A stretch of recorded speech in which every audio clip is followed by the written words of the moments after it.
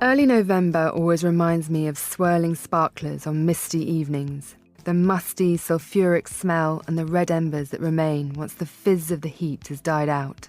As the days get shorter and the dark winter afternoons begin, it's always around now that we're drawn to those contrasts, the roaring fires, twinkling lights and the pop of an occasional firework.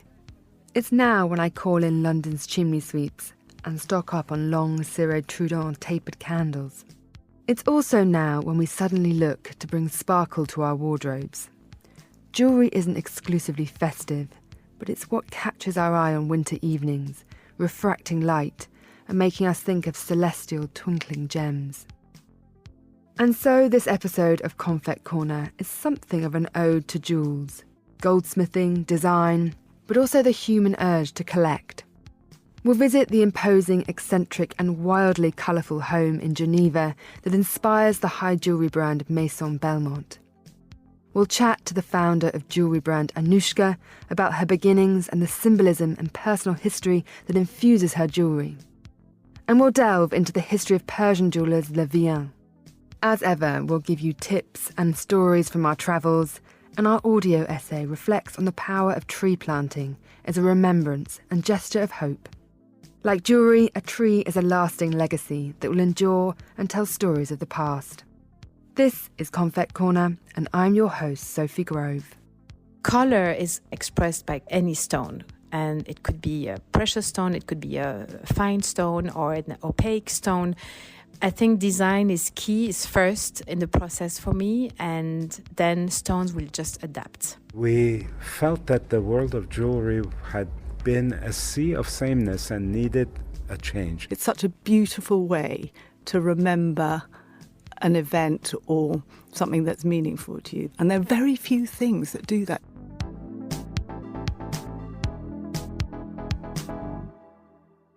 Welcome to Confect Corner. I'm your host, Sophie Grove, here in London, and I'm joined, as ever, by Gillian Tobias here in the studio and by our style director, Marcella Palick, in Zurich. Hello to you both. Good morning, Sophie. Nice to see you back from Turkey. Lovely to see you. Hi, Marcella. Hello from Zurich. Well, as listeners will know, we like to start the show with a little show and tell. Marcella, let's begin with you. What do you have for us? Milan Fashion Week seems to be already far away, but still, I have something that you might know already when you are interested in fashion. It's 10 Corso Como in Milan. It is probably one of the first so-called concept stores. It has been around indeed since 1991, so more than 30 years. And now it has been given a refresh and it looks more polished and contemporary, more like a gallery space or something. What I loved there is, as one of 7 stores worldwide, there is the super chic collection by Phoebe Philo. I could have bought really, literally everything, but I hold back. Marcella, I've heard on the grapevine you did invest in a piece of eyewear. Yes. The smallest piece of the collection, but with a big impact. I just love the sunglasses, but I will come back definitely. And then the first floor offers also something very interesting. First, I was disappointed because there was always a huge selection of magazines and books. Now it's much smaller, but all those books are rare out of stock books, and this makes it so interesting. And the book lady there, she knows really a lot. I had a very interesting talk with her, and you find really interesting books there. The other part of the first floor, you have a hand-picked selection of perfumes, so you can really stay there for a while, and it will stay on my address list in Milan. What about you, Gillian? What do you have for us? Well, I was lucky to have a little autumnal break in Croatia. I don't know Croatia well, and this part is absolutely a real discovery. It's called Istria, and it's like the undiscovered Tuscany. It's an hour's drive from Trieste. And I had a bit of a wine expertise there. The terroir is very good for vineyards. But after independence, suddenly there was a real buoyant entrepreneurial spirit. Where a lot of family-run wineries This particular winery, Roženic Winery, is just in the shadow of this medieval town called Moltuvun, and the vineyards are spread out all beneath it. The winemaker, Mladen Roksanovic, specializes in natural wines, every hue from deep reds to orange to rosé to white, but with a real passion. He trained as an engineer, but is really more a poet at heart. So you really sense that alchemy of art and science that goes into some of the best wines. What I found interesting as a family business, he has 6 daughters, and they're all, each and every one of them, drawn into the business, from the CEO to the social media side to the marketing side, right the way down to the youngest at 11, who on her weekends and holidays loves to work in the kitchen. And in fact, they have a collection of wines named after the Sorella. But it's really something where heart and soul is put into the wines. And you sense it when you taste the wines and the way they match the wines with food, because there's a really tremendous food culture here. So it was a wonderful discovery. And I hope you brought a case to take home. Now I'm going to go back. But the wonderful thing as well is to go this time of year is this terroir is known worldwide for white truffles. And they are just so fresh and white. So when you match them with wine and light pasta, it really is a very foodie experience as well as the pleasure of the wine. So I'm definitely going to go back. But you've been travelling, Sophie. What do you have for us? I have, quite a bit.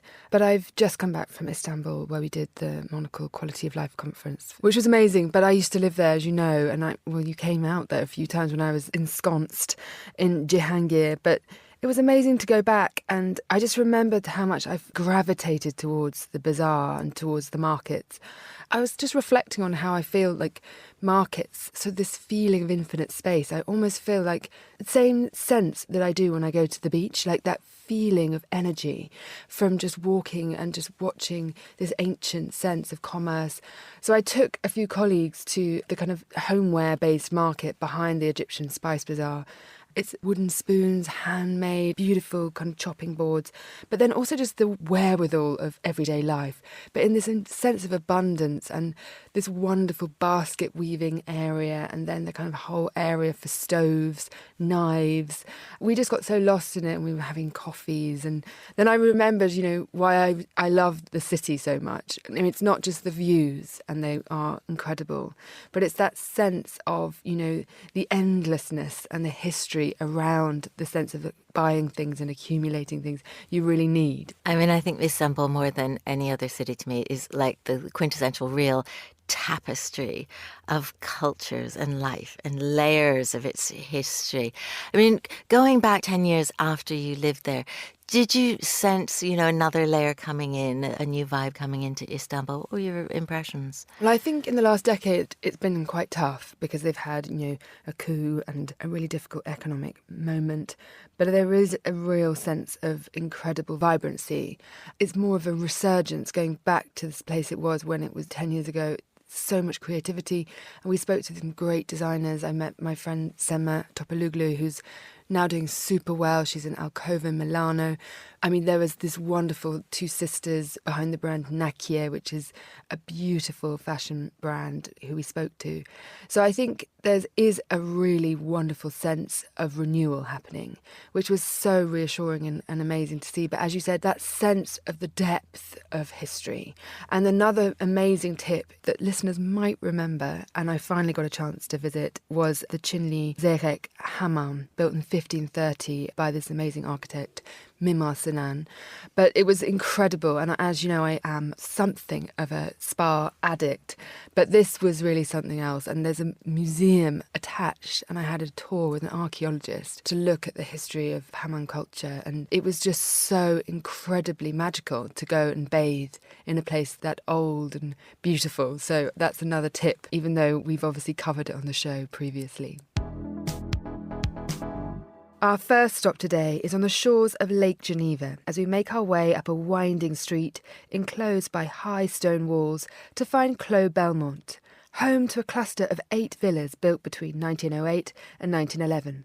We're at the home of gemologist Sarah Mounier, and it's here she founded jewellery brand Maison Belmont in 2022. The location is important. Her colourful townhouse informs not only her work, but also serves as a conversation starter with clients who are visiting the space. Decorative antique objects are dotted across the villa, meaning it acts as both a home and a showroom. Convex market editor for luxury Brenda Toohey stopped by Maison Belmont to find out more about the brand. She started by asking Sarah how it all came to be. So I started Maison Belmont in December 2022. And it was actually also done along with the renovation of a special house based in Geneva, located in Geneva in the city center, dating back to 1911. And we've just renovated it, keeping the historical aspects. And my jewelry brand was created along the architecture, work for that house. So it was a long process, but I think Maison Belmont Jewellery is just, the result of many, many dedicated hours of passion, of curiosity, and also, devotion to craftsmanship. I can see that in some ways, some of the pieces of Maison Belmont jewellery are a literal extension of what I can see here in your home. Could you give me a bit more information? Yes, absolutely. So the main room in that house is the dining room, and you can discover in that special room, again dating back to 1911, a huge wood ceiling with octagons all the way. And it has a very strong architecture. And it also has those wood panels with geometric figures and it's kind of a pure line also in that old architecture, which is quite surprising, quite frankly. So my jewelry is also inspired directly from the octagon, from the ceiling, and also, generally fabrics I use in terms of furniture, materials I use. And for example, I've used some silk from some cushions into a bracelet, just combining fabric and metal and gold. And there's another example, which is the Grand Banquet ring that spins on itself. And it is directly inspired by an object from interior design, which is a double glass made for Saint Louis, for example. When you're creating a piece of jewelry, do you start with the stone, the gemstone, the design? How do you start? Where do you begin? When I draw a piece of jewelry, it all begins first with very distinct and clear inspiration or visual idea that I have in mind. And then I translate it into a drawing. So to answer, it's first the design and then color. Color is then expressed by any stone. And it could be a precious stone, it could be a fine stone or an opaque stone. I think design is key, is first in the process for me, and then stones will just adapt. How important is it to get the right workshop, the right atelier to help you create your designs and bring them into fruition? So I think this is a very interesting question and a key question. Thanks for asking that. Let's say if you look at art business, I think an artist cannot go on or cannot really express his art without a gallerist or a mentor or someone that believes in his art. And I think it's all about human interpretation of a work. So in terms of workshops, it's first of all, how do we get along together and what's the interpretation the artisan can give to my drawing? And if I feel any gap or, misunderstanding in terms of aesthetics, proportions, or even maybe is not willing to take the challenge, then I won't work with this workshop. So I think like any good piece of music or art, you have someone who draws it and then you have someone who's more into the action. And I'm nothing without them. And they are also nothing without us designers. So it's just about, communion and being together all the way. You created a series of jewelry with the interior designer Vincent Daré. Could you tell us a little bit about the process that went into that? Yes, so we first worked together on the house in terms of the interiors with, the mural painting, with pieces of furniture. And then we had such a good time, quite frankly, working together. So, and I've seen that he never tried jewelry. So I think it was, for me, challenging to ask him that too. And so we just started in a simple way, and he was more than happy to do jewelry for the first time in his career. And what was nice, that we get along together on the Renaissance era, on more a jewel that tells a story and has a strong storytelling than, a big center stone in the middle. So we've just started this way. So we had a informal discussion about what we like both. So we were absolutely on the same line. And the way he only works with, carte blanche.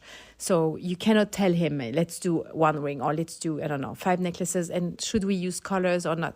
So he only works with total freedom. So, and this was also to me very interesting. It was also kind of risky because I didn't know where we were going, but I knew that we were going in the right way because he's so talented. And so then we just discussed a number of pieces, different pieces: bracelet, necklace, ring, and pendant. And then here we go. He started to draw, not showing me anything. And then we met in Paris again, and he showed me the 4 drawings. And I was just, amazed by everything. I mean, it's a poem. It's about storytelling. It's about the object more than the jewel. And it's more like a piece of art, I would say, that you can wear. And then I took the drawings back with me to Geneva, and I started to work with one of my best workshop that we've seen today. And then my work was to, interpret the drawings into volumes, proportions, materials, and a lot of experiments came into that. But it took us 2 years, the process, because enamel is being used there, along with gold, which is very challenging. But time was on our side, so it was it was a complete free project. Everyone had time available. Everyone could express himself, and this was the beauty of the project. So Sarah, the collection that you created with Vincent Daré pays tribute to Greek mythology and characters from the sea. These are inspired by Greek mythology. It's all about Greek mythology and, kind of magical creators coming out from the sea. So you have one, is called Neptune, so god of the sea. Then you have Arion, which is a bracelet, which is the horse of the sea of Neptune. And then you have the Calliope earrings, which are feminine figures, like poetic muse and, like dancing muses. And then you have the ring, finally, which is all about love, Venus. Donc it's all about, sentiment, love, and symbolism around that. Sarah Meunier, founder of jewellery brand Maison Belmont, there in conversation with Confect's Brenda Toohey in Geneva. And you can read our full report on Maison Belmont in the winter issue of Confect magazine, which is out in newsstands on November the 17th. This is Confect Corner.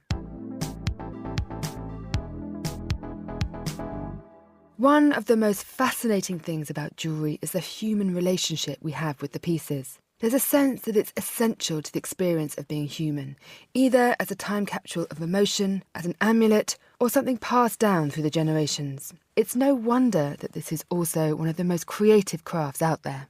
Enter Annoushka, the eponymous fine jewellery brand by jeweller Annoushka Dukas.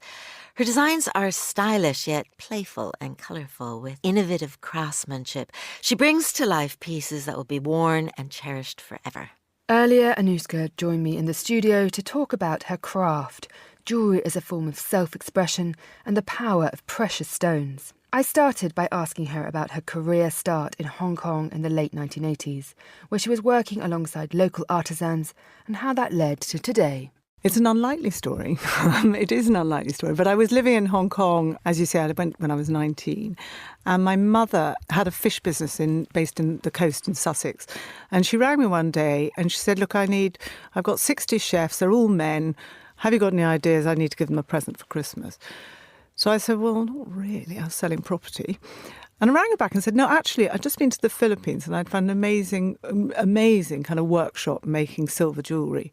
So I rang and said, look, why don't we find a picture of some fish in a book, we'll make them into cufflinks and you can give those to all your chefs. And so I kind of designed a, fish on one side and fish bones on the other side. And I worked, went to the Philippines and sat at the bench with the craftsman as he kind of worked them and modelled them. It ended up it was cheaper making 120 pairs rather than 60. So I ended up selling my mother 60 and then I had these extra 60 to sell. And so by then I'd kind of moved back to London and so I kind of went to Harvey Nichols and said, are you interested in these cufflinks?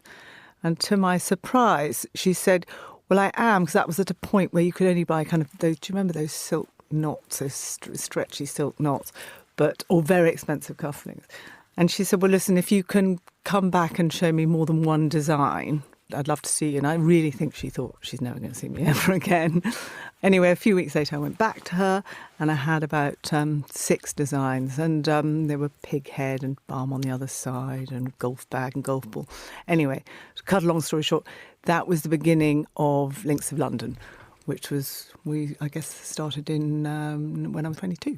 3 decades ago, but I noticed you are wearing a fish around your neck in one of your beautiful golden pendants. I began with fish, but then tell me about, at one point you were juggling jewellery and fish. Yeah. How was that possible? And tell me a bit about that kind of, the very early days of Links of London and your sort of foray into moving away from the real fish to the bejewelled fish. No, you're right. It's not obvious, but my mother died very suddenly when I was 23.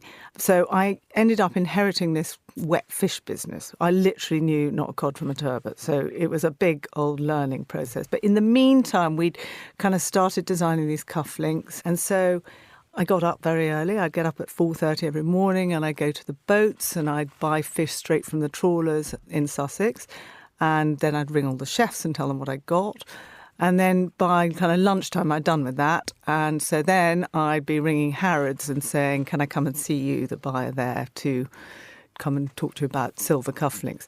So it was a kind of very weird transition and very unlikely because I didn't train to design. I didn't go to university. I probably didn't know what I wanted to do, actually. So I ended up doing something which was totally unexpected, but I absolutely found I loved.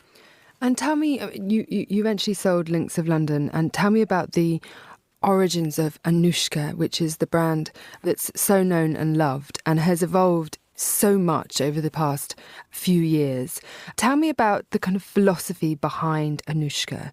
It's very emotionally rooted. It's very expressive. There are lots of charms, symbolisms, but it's also very personal to you and also your customers. Give me a sense of what the idea behind Annoushka was initially and how that really played out. I guess, jewellery, for me, jewellery has always been about the memory, what it means to the person wearing it. You can see I'm wearing lots of jewellery because it's so tactile, it's so much about the memory.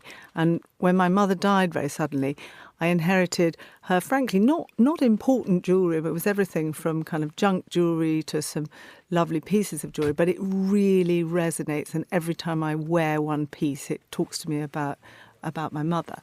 And I think Annoushka was so much about personal expression, how to wear things, and to take the reverence out of jewellery. And things have changed a lot, I guess, since I started, but I think there was such a tendency for particularly people in the UK to kind of think about jewellery for occasion. And I really don't think about jewellery for occasion. I think about jewellery as talismanic, as meaning, as tactile, playful.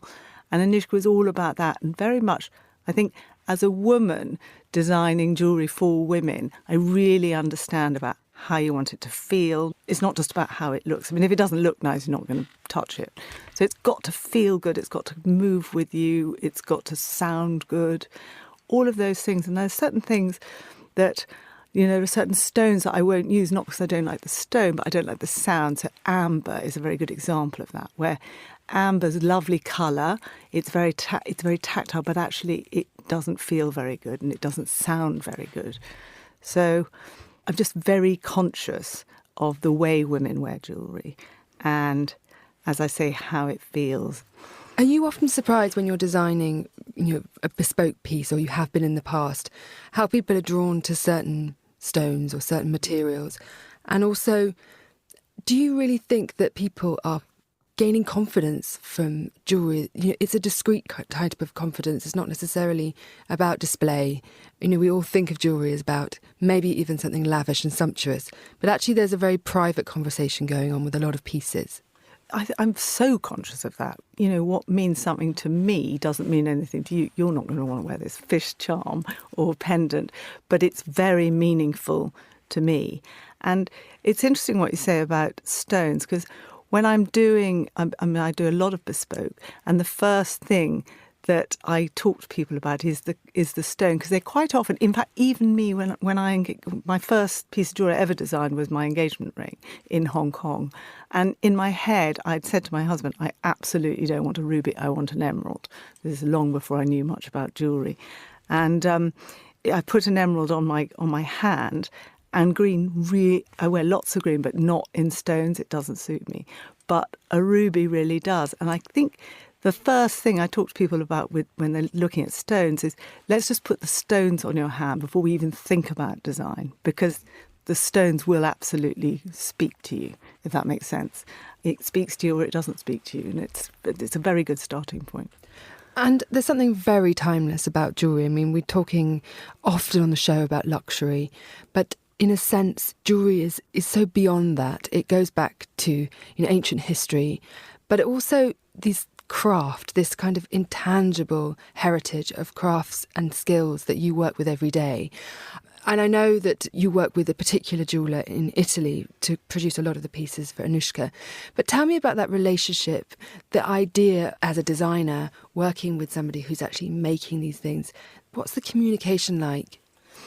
Well, it's an interesting one, because unlike Links of London, which was 99% silver, the pleasure of working in 18-karat gold, which is totally timeless, it will be here in hundreds of generations. So in terms of all of those things that mean so much to us all, the kind of malleability of gold is particularly interesting.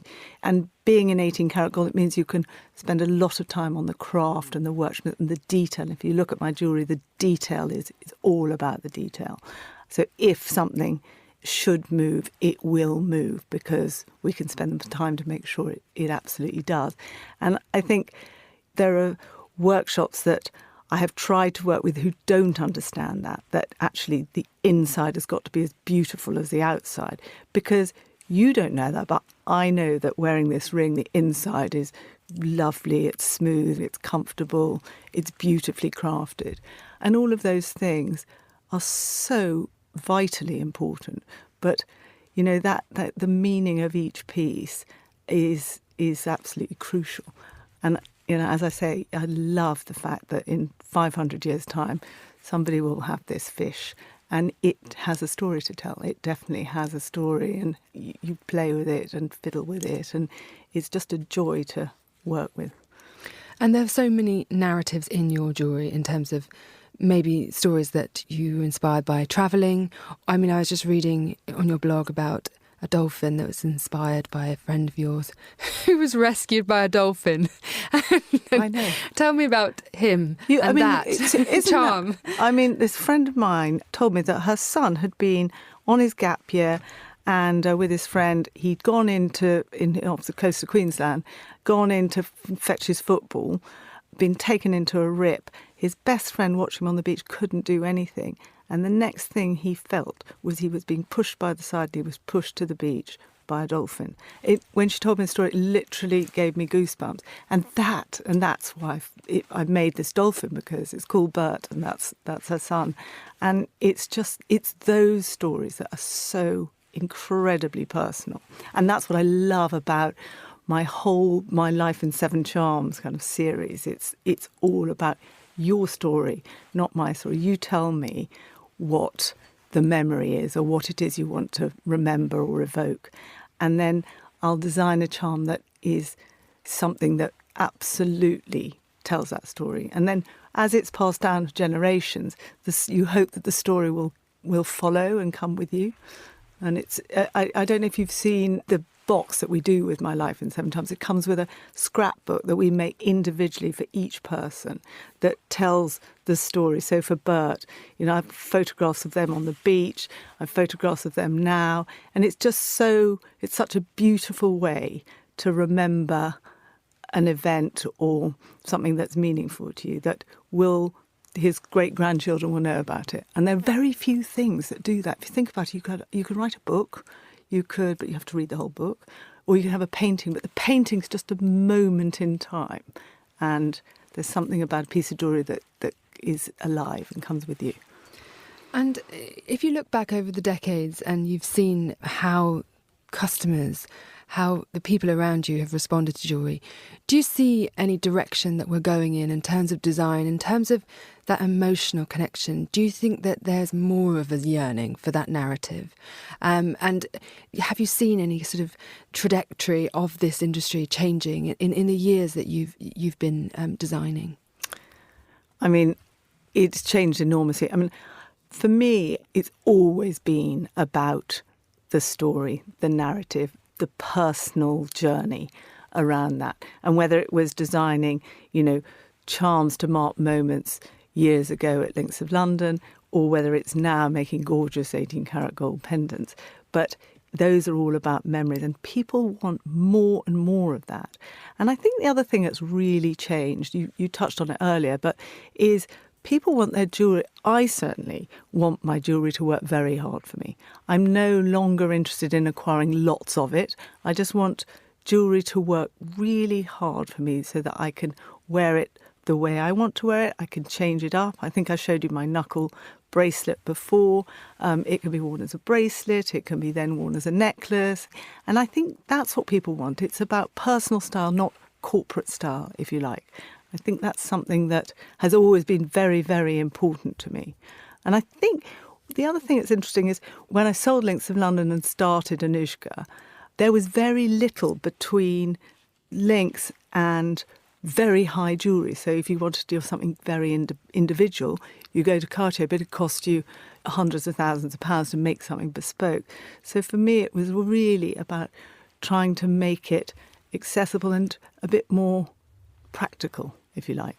And wonderfully expressive. I think that's really, if I could describe all the lovely and amazing pieces you're wearing, they're sculptures that reflect you. And I think more and more it feels like people want to engage with that sense of creativity. Yes, I think they really do. I mean, and it's really how you wear it. And so I'm not saying you must wear it like this. If you want to wear this ring or perhaps this crown ring, you can wear it with any other ring that works for you. So you can make your stack something that's made that you make. It's not defined by me. And I think that's perhaps what's very different about my jewellery. It's not. It all works together, but it isn't designed to be exclusively worn like that. British jeweller Annoushka Dukas there, speaking to me a bit earlier.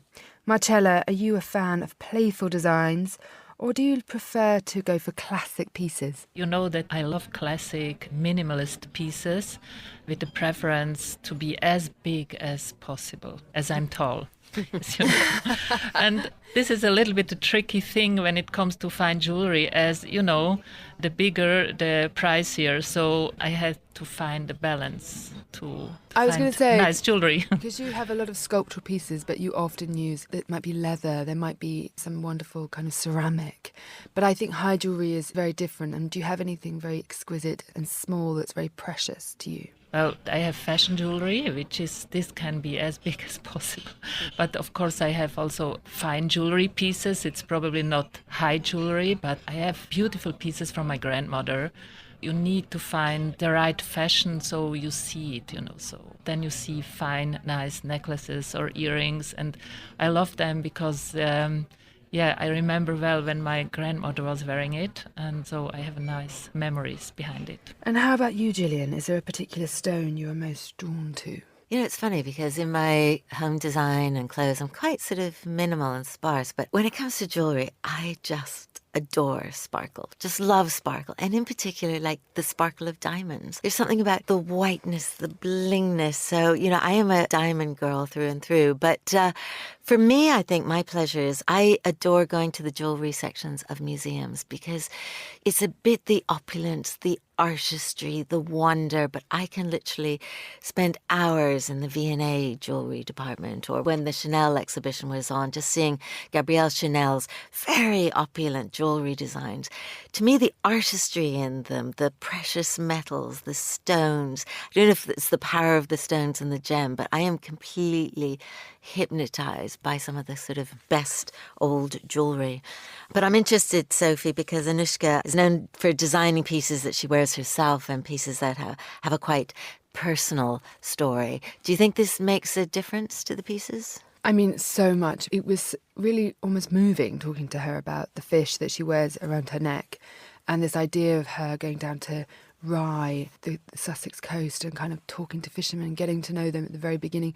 She was a jeweller. She was also kind of in the world of fishing and fish retail. I mean, amazing. And I think she really is steeped in that sense of somewhere between that kind of slightly talismanic approach to jewellery where it really feels like, you're carrying something that is a protection or a memory, also the beauty of it.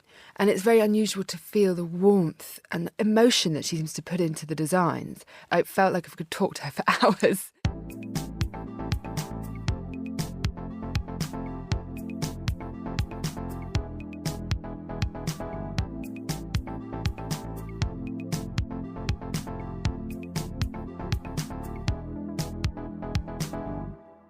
When it comes to purchasing the finest gems on the marketplace, there are many you might turn to for a high-quality product, but few brands have such a legacy as Le Vian. With roots in Persia, Le Vian is a family company first, and its love for rare gems dates back to its founding in the 15th century. By the 1700s, Le Vian had the illustrious reputation as the best purveyor of fine jewellery in the region.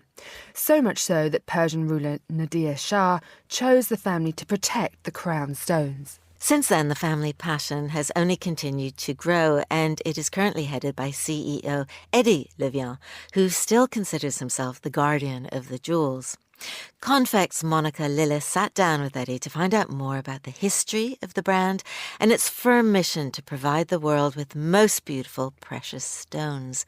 She started by asking him about what makes a family business tick and why it's so important for the Le Vian brand. Well, what I have realized is that in a family business, it's not driven by money as the primary motive, but rather when you have your name on it, you care a lot about the integrity, you care a lot about the authenticity, and you care a lot about the legacy and leaving behind something to be remembered by. Initially, in my youth, even though the family had been doing jewelry for centuries, I wanted to make a difference in the world, and I didn't know that jewelry would be what would help me change the world. But eventually I realized that the grandmother that I never met is being remembered by her ruby ring. And my father would speak about the quality of the ruby from those days, how you don't find them like that, and the handmade workmanship from those days. That's a dying art. And it made me realize that there's an opportunity that the fine gems and diamonds and the hand workmanship could be brought to a larger population, that we could democratize luxury and bring the fine, rare gems to people and help build the legacies of millions of families, that they would be proud to have jewels to pass down to their descendants. That's beautiful. I love that. And, it is so interesting, isn't it? Like how it is kind of certain industries tend to be more family-led. And I guess with diamonds, why wouldn't you? It's like to protect these like beautiful pieces. So to move on to kind of talking about chocolate diamonds, which is when I was doing my research, that was kind of like your main thing is chocolate diamonds. What are chocolate diamonds for the listener who might not know, and why are they so special? Well, in the year 2000, almost 25 years ago, when our late father passed away, and the helm of the company got passed down to my brothers and sisters and I, we felt that the world of jewelry had been a sea of sameness and needed a change. We saw how women find themselves to be unique and different than any other woman, but they are being asked to wear the same clothes and drive the same cars and look like everybody else. So we saw that jewelry is your most prized personal possession, and there is an opportunity to make your jewelry be unique and different and make you stand out. And so in that quest, we needed to develop trends, we needed to develop style, and so we started our trend forecast, and we started to reinvent what the world of jewelry looks like. As part of that, we wanted to turn everyday people into collectors of natural color diamonds, and those were the rarest diamonds that sold for millions of dollars a carat, except for there was a mine in Australia that was producing the most carats of diamond of any mine in the world, that also produced most of the world's red and pink diamonds, but also was producing a lot of brown diamonds that were highly included. And the mine didn't have a way of selling them because they were very included stones. As it turned out, we realized that of the 35 million carats a year that are coming out, there's about 400,000 carats that are gem quality, fancy color brown diamonds, natural fancy color brown diamonds. And so we saw an opportunity to turn millions of people into collectors of natural color diamonds, reinvent the look and feel of the world of jewelry, and bring these diamonds to market. Now, because we only would accept a certain range of color, and they had to be eye clean or higher, meaning that no visible inclusions at all, and had to be cut to our exacting standards, so we had to name them. And many people think that the chocolate diamond naming is named because of the color, but the reality is the chocolate diamond is representing the passion and addiction that many people have to the food chocolate, and to denote the quality that these natural fancy color stones have.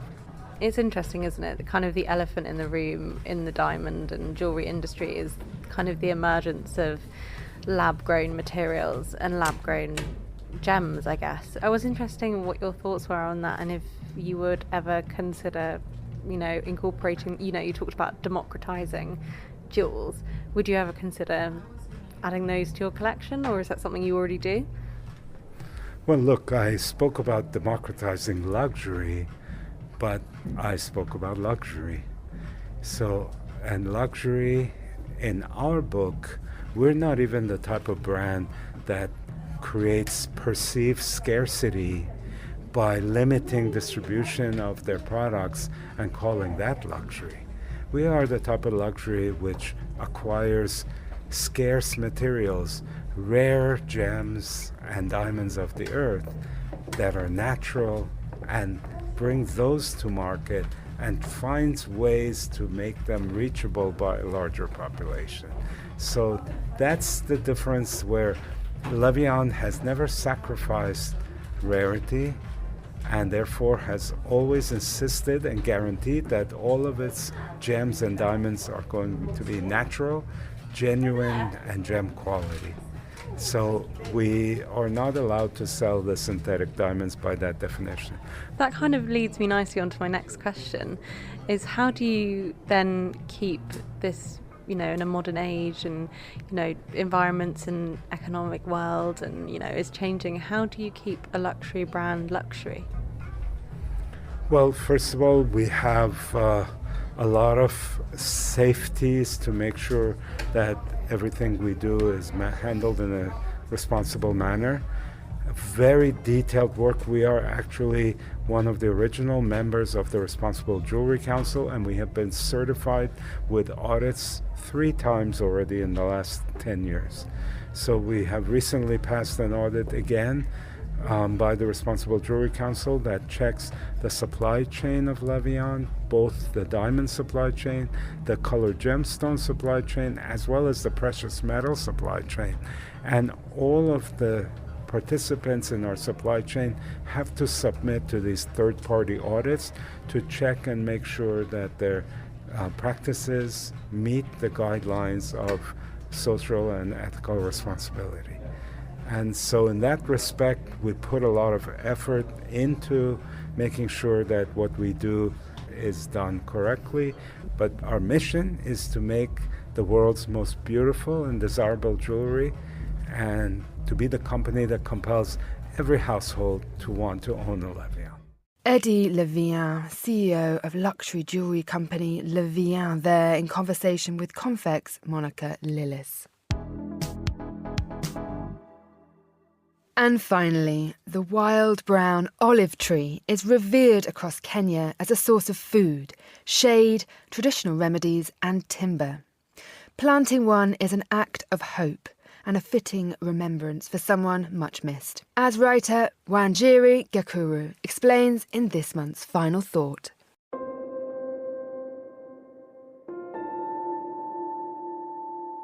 The two scrawny saplings arrived on the back of a motorcycle taxi. They were wrapped in black plastic and paper. Slim stems, bright leaves, and dry earth packed around invisible roots. A small universe. The young Olea africana, wild brown olive trees, were delivered by special request from a nursery at the lip of a Buru forest. We were in 8,700 hectares of protected woodland deep in a pocket of Kenya's Great Rift Valley.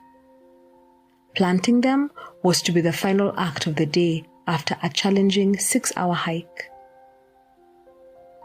It was an unseasonably hot and dry day when the forest ranger took us to plant these hardy, drought-tolerant and utilitarian trees. My people, the Gikuyu, named them Motamayu.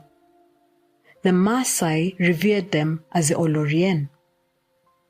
The Ogiek, a hunter-gatherer community who still call a Buru home, refer to them as Yemdit.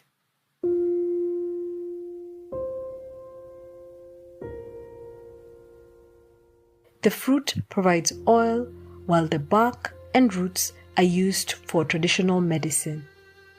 The Maasai use olive charcoal to clean calabashes and make warrior clubs from the strong, fine-textured timber. To plant an olive is to engage with the story of humanity.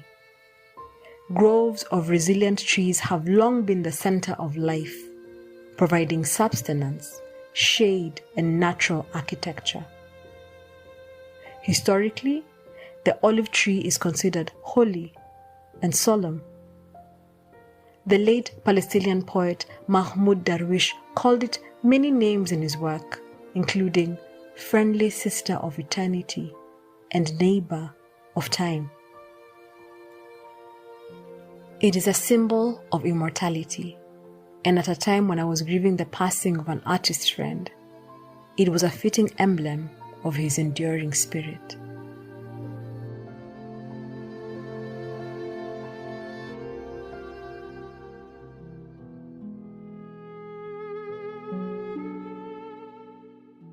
Weeks had passed, but the shock of the theft of his soul had refused to dissipate. I booked a hiking trip on a whim. Seeking escape from the fogginess, I fell for a line of text on an adventure company's website. It promised a haven of prime indigenous beauty cradled within the embrace of a geologically active volcanic mountain.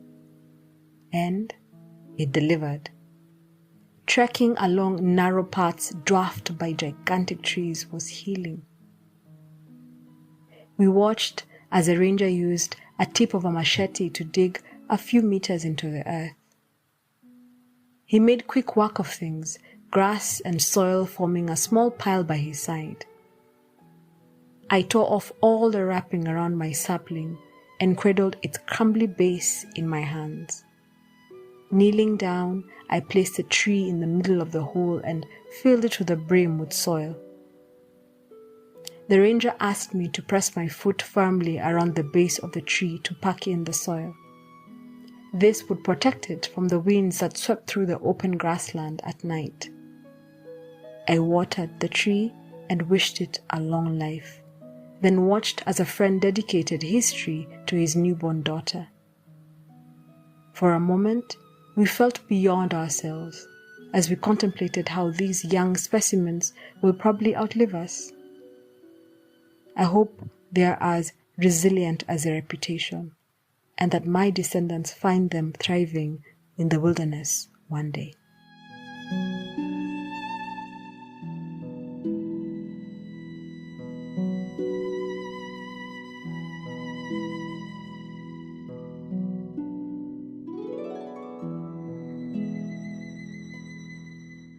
The writer Vanjiri Gakuru there, Gillian. It's amazing how emotional trees can be as a remembrance. Well, just trees in general. I live in Primrose Hill, so I have to walk through Regent's Park to get to work, and I am in love with the trees. There's just something very primal about them through all the seasons. You know, it's no surprise that there are these sort of cultish people who go tree hugging. There is something that is just powerful, awesome. I don't often use the word awesome, but I would use awesome about trees. And I had a real treat this weekend because during the Frieze Art Fair, there was a project with the Royal Academy of Music, and they commissioned their students, they set them the task of writing music around different kinds of trees in Regent's Park. And during Frieze, you could walk through the park and there are tiny speakers hidden in the trees, and you could listen to the music. Now that, to me, as a tree lover, to hear music looking at these trees that was inspired by them, I was just mesmerized. I was just standing there and I thought, this is something that could be rolled out all over the world. It was just such a special moment. What about you, Marcella? Are you enticed by tree planting? I'm living downtown Zurich, so the only chance to plant would be on the rooftop. And I think I have more a green eye than a green thumb. Means I love to go to the nature and going to botanical gardens, countryside. Actually, I need it like a fish needs water. After fashion weeks, I have an urgent need to go to the nature to equilibrate. And you, Sophie, the theme of planting as a form of legacy is quite interesting. It's amazing. I think that idea, the moment the tree goes into the ground, it's the beginning of something. And then it's the only thing that really improves. You know, in a few years, you can have a canopy, you can change the temperature, the acoustics of a space. So I've been involved in a tree planting project recently, and it's amazing the emotional difference that it has on children. Just because this wonderful space, you start linking up as a human, but then you see other nature kind of creeping in. So I'm a big tree planter, and I've planted a few trees in my garden recently. Quite big ones. It was a bit more ambitious than I thought, I have to say. At one point I was thinking like maybe the professionals should be doing this for my silver birch, but no, I think it's amazing that that's going to be hopefully some sort of legacy. And that brings us to the end of this episode of Confect Corner. My thanks to Marcella Palak in Zurich and to Gillian Tobias for joining me here in London. Confect Corner is produced and edited by Carlotta Ribello and Steph Chungu. Do keep an eye out for the winter issue of Confect magazine, where we will bring you a high jewellery special unpacking some of the themes in today's episode and beyond. Until next time, from me, Sophie Grove, goodbye and thanks for listening.